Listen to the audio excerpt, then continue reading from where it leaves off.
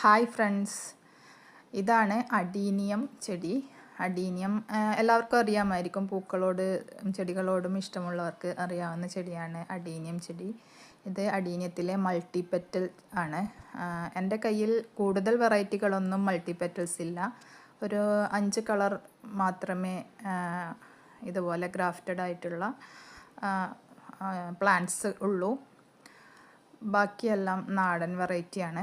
നാടൻ വെറൈറ്റിയിൽ ഇതുപോലെ ഗ്രാഫ്റ്റ് ചെയ്താണ് ഇതുപോലെയുള്ള വിവിധ തരത്തിലുള്ള മൾട്ടിപെറ്റൽസ് പ്ലാന്റ്സ് ഉണ്ടാക്കുന്നത്.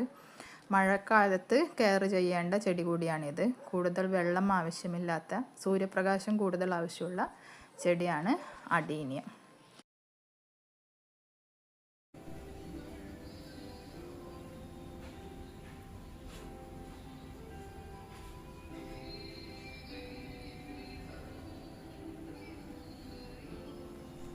കൂടുതൽ വെയിലും ചൂടും ഇഷ്ടപ്പെടുന്ന ചെടിയാണ് അഡീനിയം ചെടി.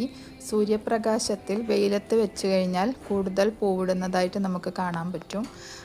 പൂവിടാൻ വേണ്ടി സൂര്യപ്രകാശത്തോടൊപ്പം തന്നെ നമുക്ക് രാസവളങ്ങളായി NPK 19-19-19 DAP എന്നിവ ഉപയോഗിക്കാവുന്നതാണ്. അതുപോലെ പോട്ടിംഗ് മിക്സ് തയ്യാറാക്കുമ്പോൾ ശ്രദ്ധിക്കേണ്ടത് വളരെ നീർവാർച്ചയുള്ള രീതിയിൽ വേണം പോട്ടിംഗ് മിക്സ് തയ്യാറാക്കാൻ.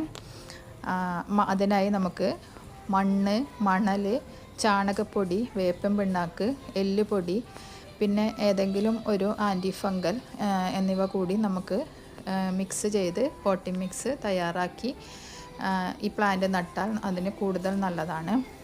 അതുപോലെ മഴ കൊള്ളാതെ ഷെയ്ഡിലേക്ക് മാറ്റി വെക്കുകയും ചെയ്യണം.